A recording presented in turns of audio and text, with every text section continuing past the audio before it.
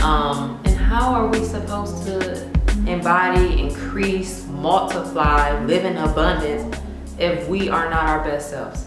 Be your best self. Drop the mic. Hey guys, my name is Rebecca Colett. I'm a serial entrepreneur. We are sitting in one of my businesses, an indoor cycling studio in the heart of Midtown Atlanta called Vibe Ride. We specialize in indoor cycling, bar classes, and circuit training. So it's amazing energy here, amazing vibe. See what I did there? Also host a lot of other businesses. I have an engineering firm where we specialize in web development and mobile development, so definitely working all the time doing different stuff for sure. So this is a good breath of fresh air in my day to sit here and talk on camera and look cute. So when I moved to Atlanta, I discovered this kind of like hip hop cycling. I discovered it when I was in LA Fitness one time, and I looked to my left. I was like, what they doing in there? They look real cool. They all doing the same moves. It was some hype music on.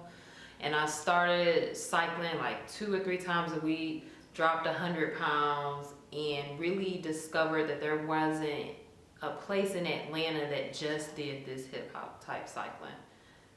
So I was like, well, why don't I do this?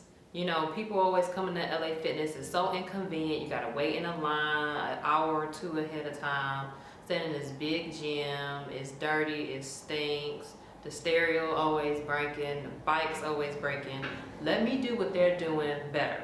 And then you got Vibe Ride. So it's kind of rest is history, honestly.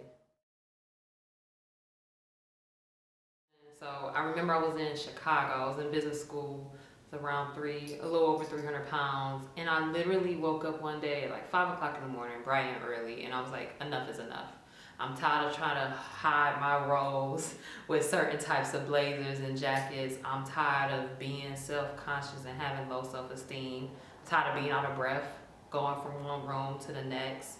So I literally went up to my condo building gym. It was on the top floor. I went up there and I never looked back. Like ever since then, I haven't missed more than like 3 days of working out, unless I was like sick or traveling.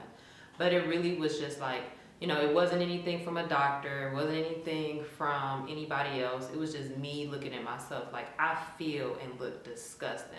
And I know I can be so much better and feel so much better. So I just made the conscious decision, never again will I be this big. And we just started from there. So I started doing portion control. I never really ate too bad, like a lot of fried foods and stuff like that, but I ate a lot. So my portions were huge. So I started cutting those down, started walking to work, you know, simple steps like that, walking to work, taking the steps, parking farthest from the door at the store. Those simple steps helped me a lot.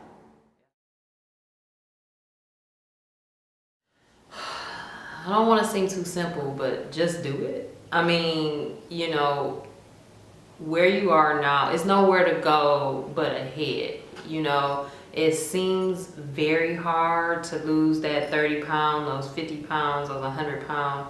Take it pound by pound. That's what I did. Simple steps, like I said, walking, going upstairs, eating lettuce on a burger instead of bread. Simple things. And you really just gotta want to be a better you. And that's really what I wasn't doing it for anybody else. I wasn't doing it for family, friends. I was doing it for myself so I can feel better, so I can look better, so I can be confident. You do have to do it for yourself because other people will fail you. Sorry to break it to you. Whether your best friend, whether your mama, your dad, they'll break your heart one day. You have to do it for yourself because at the end of the day, you really just have yourself.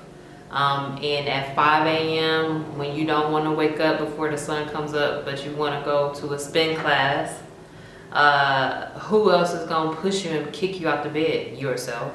Or at the end of the day, after you done got off work, went through traffic, who going to push you to go to the gym? Yourself. At the end of the day, when you have chocolate cake instead of an apple, who going to push you towards the apple? Yourself. You got to have some self-motivation. You really do. You gotta want it for yourself. That's real. It's just just very bothersome to me, especially since, you know, I mentor a lot of women, and a lot of women are my clients either here or at the firm. It bothers me so much that women do things for other people all the time. You know, so if you're older, you have a family, right? So you spend all your days doing stuff for your kids and your husband. Or if you're younger, you spend all your time doing stuff for school or your parents, or, you know, getting that degree, getting that first job, getting that first 100K, whatever it is. But you never spend time taking care of yourself. You have to be your best self to get that career. I mean, what is the point of being a millionaire but you sitting in the hospital bed? What's the point? It's no point. You can't wear the clothes you always wanted to wear. You can't go to Africa and Australia and Asia like you always wanted to because you're in a hospital bed. What's the point? Or what's the point of having this successful career but you don't have time to go to your daughter's recital? What's the point? I never see the point of that, because like the prophetic Biggie Smalls said, more money, more problems.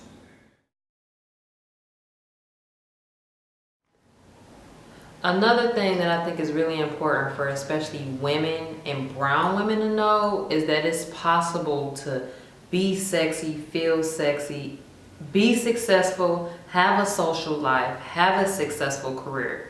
It is possible to do all. Oftentimes, women who are pretty and successful, they're overweight, or they have high cholesterol, high blood pressure. They have something because they feel like they can't do it all. They can't have $1 million and have a small waistline or have low blood pressure. They feel like they can't do it all, but I am living proof. I think I look pretty good, and I think I'm pretty successful, and I'm pretty sure I'm really healthy. I'm pretty sure I can run faster than a lot of y'all that's gonna watch this. But it's possible. And I mean, you know, that's why I'm so thankful for this opportunity, because it's possible to do all. Yes, oftentimes you are tired, oftentimes you don't get adequate amount of sleep, but it is possible. Like, you can do it all. You can look good, be successful, be healthy, have a successful, flourishing social life. You can travel, you can date, you can eat good food. You can do it all. Why not? Why you can't do it all? To me, you know, I often hear this word called limits, and I really don't know what that word means. I really try to Google it, and I really don't understand the definition of limits, because I don't understand, like, limits or ceiling. I really don't know what that means, because in my vocabulary, in my word, it don't exist.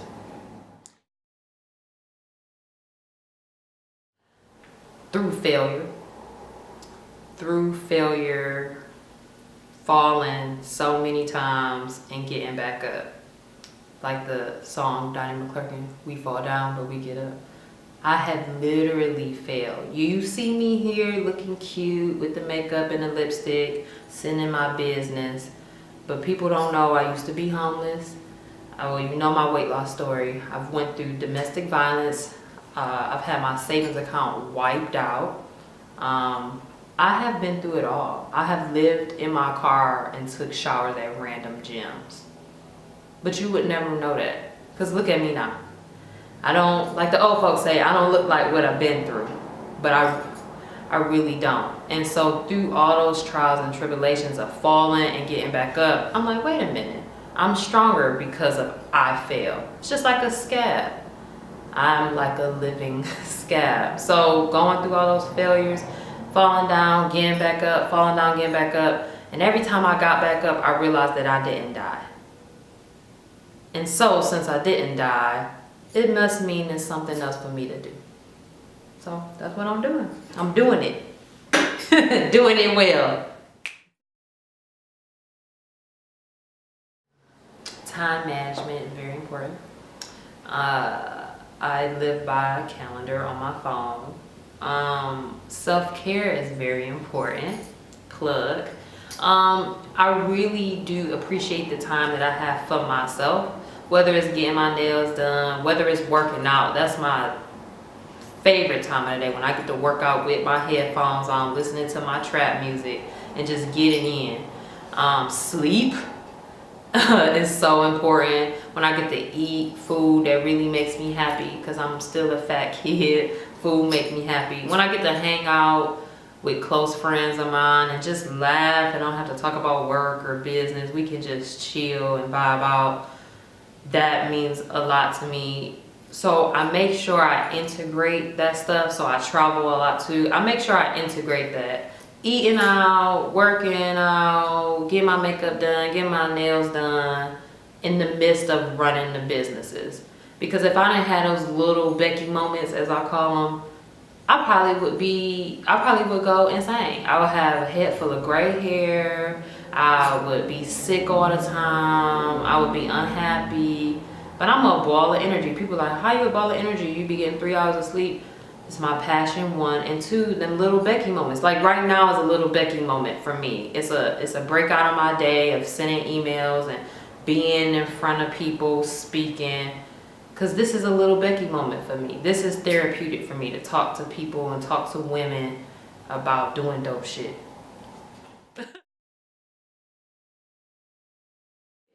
Oh, well, my journey in tech has been very much a roller coaster, an emotional roller coaster.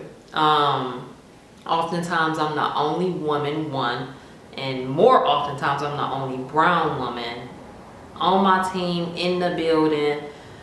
I've been through a lot of discrimination things, you know, working at Google, Accenture, some big advertising firms, and through that all, it's really pushed me to like push through and to be stronger, to be better, to work later, to arrive earlier, to meet my deliverables earlier and faster than everybody else.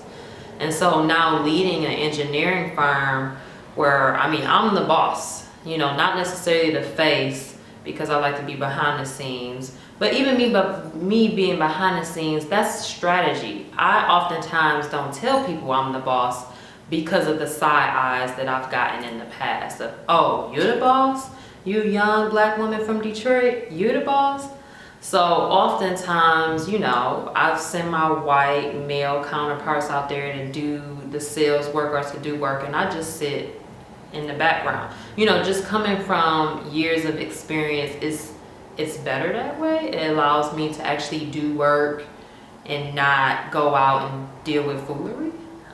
It's very challenging being a brown woman, being in tech, because we're disruptive. I'm disrupting. I tell people all the time, be loud, disrupt it. You don't like it, change it. Disrupt, get in there, mess shit up. And that's what I do in tech. You know, I'm an engineer. I develop websites and apps. I'm from Detroit. I'm from the hood. If y'all ever been to Detroit, y'all already know. But I'm from the hood. But that doesn't define me though. You know, I always had a passion for bringing technology to urban areas, because where I'm from, we didn't have access to it. So when I got older, I was like, that's unfair. That's unfair. You grew up on this side of the street and I grew up on this side of the street, and we don't have access to the same things. That's unfair. So that's what I spend my career doing, is disrupting things. You don't like that I'm brown, you don't like that I'm the boss, get over it. Sorry, I'll write your shit.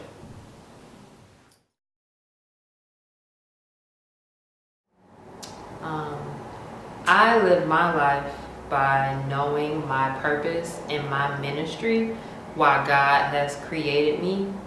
I minister to people through fitness and through technology. Even though people told me I couldn't do either one of those things, I still did it, because I know that's why I was created. And look at where we at now. Hashtag do dope shit. Be great. Don't let anybody tell you you can't.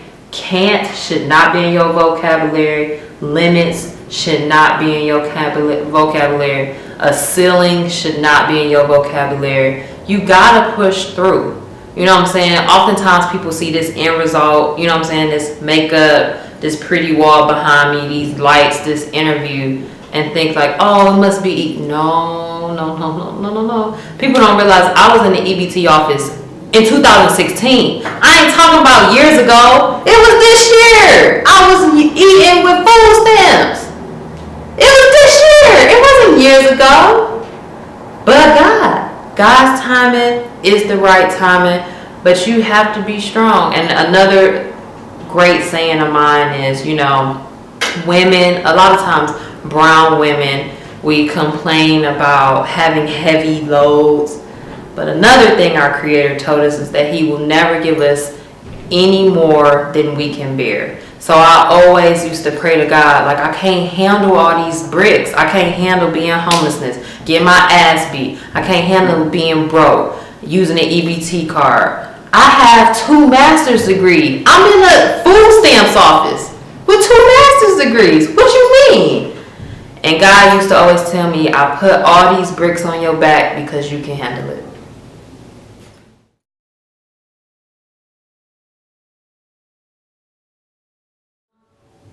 I spit a lot to y'all, but to kind of recap, I'll kind of give y'all what I live my daily life doing is to do dope shit, to be great, to know what is for you is for you, to fuck the naysayers.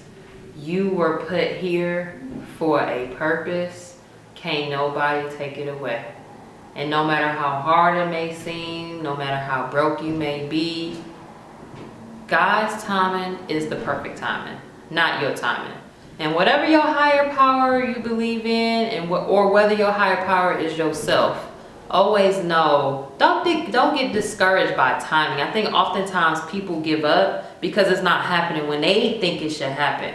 Who told you knew when it was supposed to happen? You don't know. Be patient, have persistence, and always remember to execute. I mentor a lot of people and I talk to a lot of people who have a lot of great ideas, but they lack execution. And, I'm not going to sit here in this light on this camera acting like I am perfect. I deal with a tragic case of procrastination. But at the end of the day, I do believe in execution. You have to execute. And you also just make your ideas known.